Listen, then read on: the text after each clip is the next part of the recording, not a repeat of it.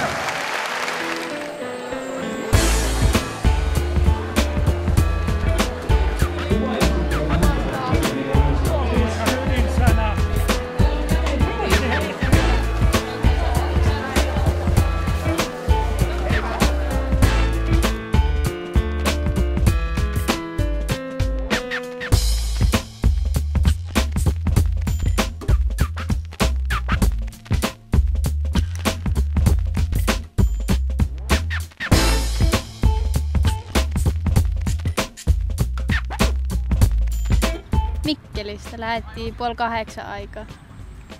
Oli hauskaa tuo avajaisseremonia, kun kaikki pääsi siihen osallistumaan mukaan ja kyllä tykkään. Kaikkeen mahdollisiin, mihin vaan kerkee.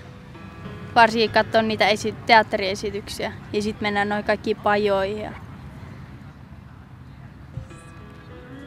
Niin ja diskoon huomenna.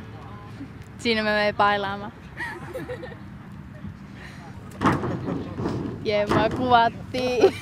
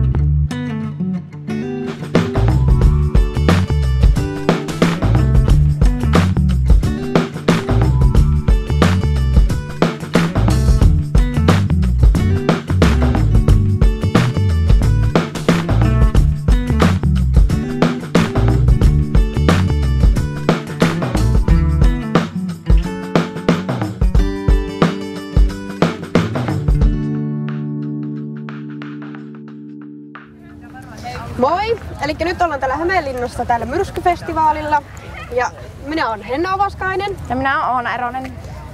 Täällä on nyt tällainen lauantaipäivän piknik menossa ja tämmöistä meininkiä täällä. Hyvä meno. Kaikki Joo. syö ja pitää hauskaa. Ja eilen oli musiikkia ja tanssia ja sitten oli bändi Blockbuster Kuopiosta. Ja ei ole sellainen ihan normaali festivaali, kun on kaikki niin kuin siis liittyy taiteeseen, kaikki Niin. oikeastaan mitä tehdään, niin siis ihan sairaan kiva kuin jotakin erilaista. Niin. Ja sitten, että täällä on kuitenkin koko ajan tekemistä nuorille ja Niin. kun tää on nuorille niin suunnattu.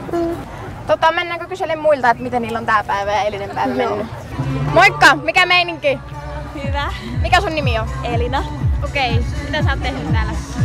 No, eilen meillä oli tanssiesitys ja sitten me ollaan katsottu, eilen oltiin sitä bändiä katsomassa. Mikä on tää myrskyhanke? Myrskyhanke on valtakunnallinen hanke ja mä oon ollut tässä Lupa liikkua -projektissa nyt mukana. Mitä sä oot tehnyt, kun sä oot ollut siinä töissä, niin mitä kaikkea sä oot tehnyt?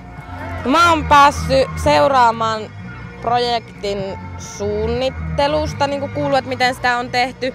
Sitten mä oon saanut selvitä, miten projekteja toteutetaan, miten tärkeitä kaikki yhteistyö, ihmiset ja henkilöt ja ryhmät ja muut on ja mistä saadaan rahoitusta. Ja oppinut niin sitä sisäistämään ja näkemään niin projektin eri vaiheita.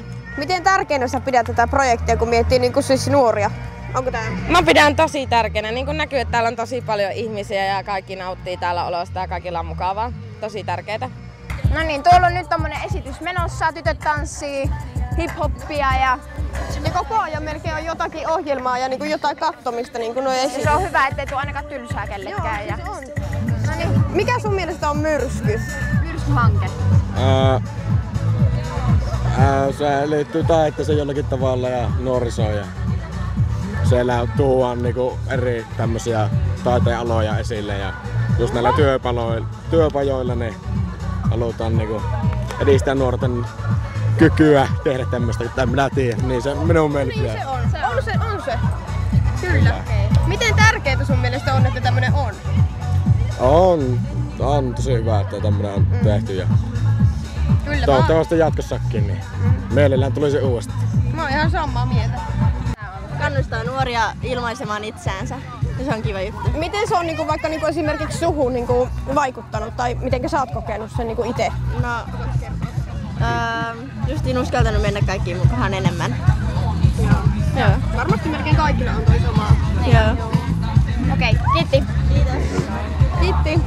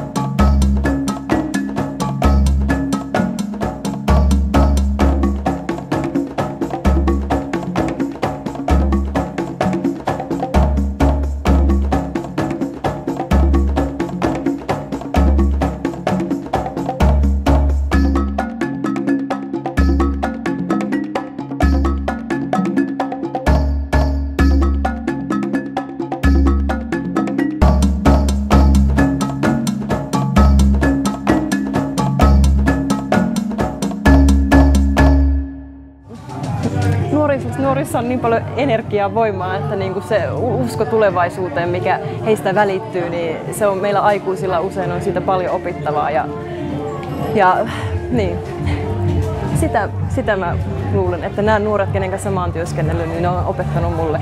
Joo. Että, kyllä mulle on käynyt se onni, että mä oon saanut tässä, mä oon törmännyt tässä 50 huostaan otettuun nuoreen. En mä ennen voinut tietää siitä elämästä yhtään mitään. Eilen oli ehkä hyvä esimerkki, että mua jännitti hirveästi. Meillä oli esitys nuorten kanssa ja sitten me oltiin suunniteltu, meillä oli tarkka niin kuin suunnitelma, me oltiin harjoiteltu sitä. Ja sitten nuoret olikin sitä mieltä, että kaikki tehdään niin kuin ihan erillä tavalla. Ja mä olin sanonut, että ei, että eikö me nyt voitaisiin tehdä näin, niin kuin me ollaan harjoiteltu, että se olisi teillekin helpompaa. Ei, me tehdään tää näin. Ja sitten mä olin, että apua, että mitenhän tää nyt menee. Ja sitten se loppujen lopuksi meni aivan mielettömän hyvin.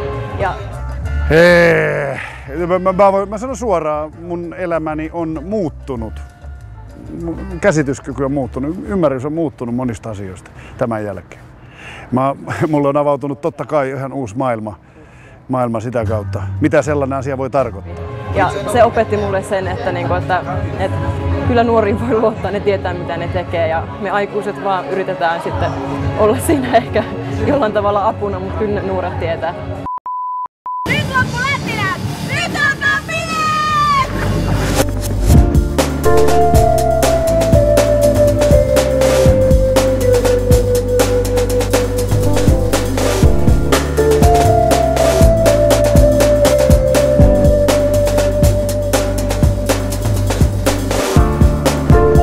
Meillä on oma lähiöporukka.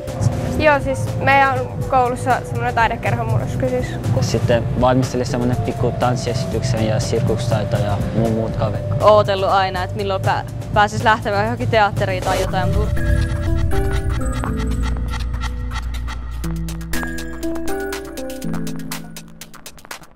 Siis tää on tosi mukavaa ja pystyy tutustumaan uusiin ihmisiin. Ja... Meillä on niitä eri hahmoja. Sitten me maskeerataan ja... Täällä on kaikkia nuoria ja... Tehdään niitä kuisjuttuja sitten.